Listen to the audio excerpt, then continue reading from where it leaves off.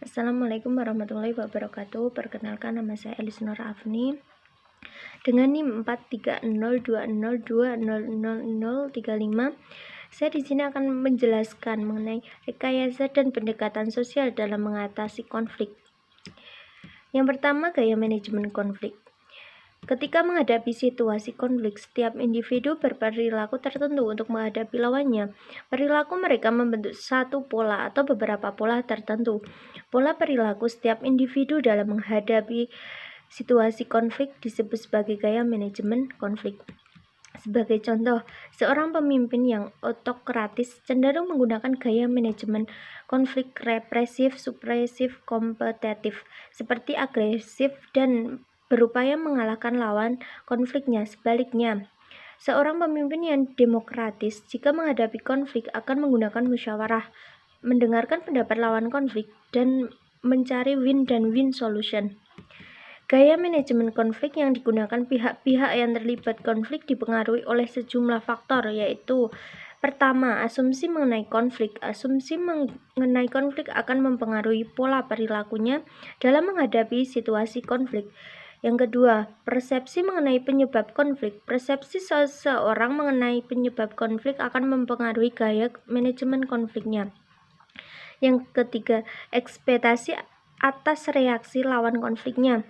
Seseorang yang menyadari bahwa ia menghadapi konflik akan menyusun strategi dan taktik untuk menghadapi lawan konfliknya. 4. Pola komunikasi dalam interaksi konflik. Konflik merupakan proses interaksi komunikasi di antara pihak-pihak yang terlibat konflik. Yang kelima, kekuasaan yang dimiliki konflik merupakan permainan kekuasaan antara kedua belah pihak yang terlibat konflik.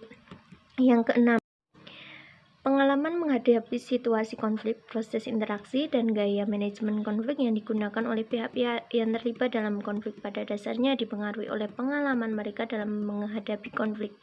Yang ketujuh, sumber yang dimiliki. Yang kedelapan, jenis kelamin.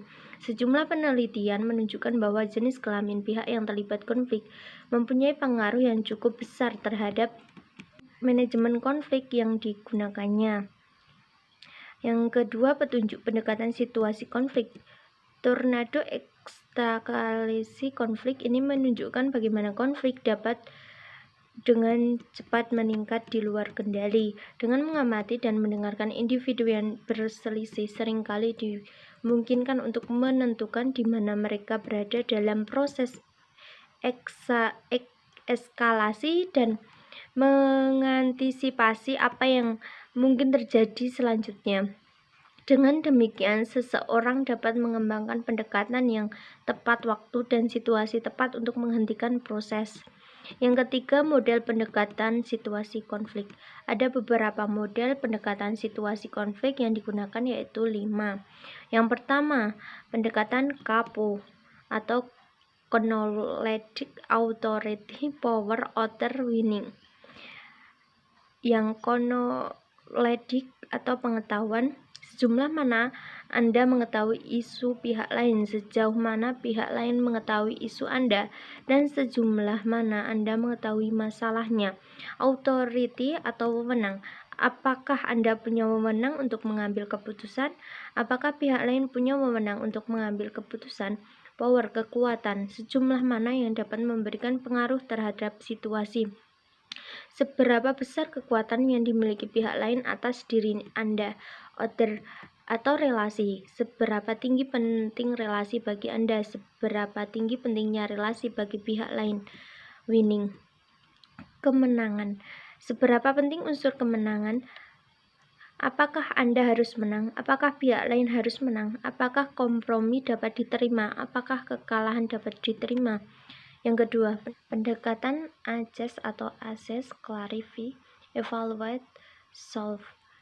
Yang pertama, assess the situation atau mengenali situasi. Yang kedua, clarify the issue atau memperjelas permasalahan. Evaluate alternative approaches, menilai pendekatan-pendekatan alternatif. Solve the problem atau mengurangi permasalahan. 4. Pendekatan situasi konflik. Tujuan optimal dalam menyelesaikan konflik adalah menciptakan solusi yang sama-sama menguntungkan bagi semua yang terlibat. Strategi manajemen konflik bergantung pada banyak variabel seperti situasi itu sendiri, urgensi keputusan, kekuasaan, dan status para pemain. Pentingnya masalah dan kedewasaan orang-orang yang terlibat konflik.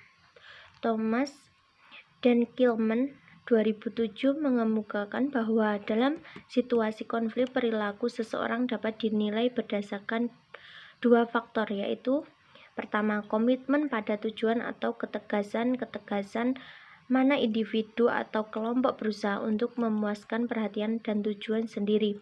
Yang kedua, komitmen terhadap hubungan antara kerjasama sejauh mana individu atau kelompok berusaha untuk memutuskan kepentingan pihak lain dan penting hubungan dengan pihak lain. Ada waktu yang tepat untuk menggunakan setiap pendekatan dalam mengenai konflik. Meskipun kebanyakan orang akan menggunakan metode yang berbeda dalam berbagai keadaan, kita semua cenderung memiliki pendekatan yang lebih dominan, yang dirasa saling nyaman. Satu pendekatan tidak selalu lebih baik dari yang lain, dan semua pendekatan dapat dipelajari dan digunakan untuk mengenali konflik secara efektif. Penting untuk menganalisis situasi dan menentukan pendekatan mana yang paling tepat. Avoiding atau menghindar. Pendekatan menghindar menunjukkan komitmen yang rendah pada tujuan dan hubungan. Ini adalah metode paling umum dan mengenai konflik, terutama oleh orang-orang yang memandang konflik secara negatif. Competing atau bersaing. Pendekatan bersaing terhadap konflik menunjukkan komitmen tinggi terhadap tujuan dan komitmen rendah terhadap hubungan. Individu yang menggunakan pendekatan bersaingan mengejar tujuan sendiri dengan biaya pihak lain. Orang yang mengambil pendekatan ini akan menggunakan kekuatan apapun yang diperlukan untuk menang. Accommodating atau akomodatif. Akomodatif menunjukkan komitmen yang rendah terhadap tujuan dan komitmen tinggi terhadap hubungan. Pendekatan ini kebalikan dari bersaing. Itu terjadi ketika seseorang menggunakan untuk mengabaikan atau mengesampingkan masalah mereka itu sendiri untuk memuaskan kekhawatiran pihak lain. Pendekatan akomodatif digunakan untuk membangun adaptasi dan penyesuaian timbal balik. Kompromi. Pendekatan kompromi menghasilkan keseimbangan antara komitmen terhadap tujuan dan komitmen pada hubungan. Tujuan dari pendekatan kompromi adalah solusi cepat yang akan berhasil bagi kedua belah pihak. Sekian dari saya. Wassalamualaikum warahmatullahi wabarakatuh.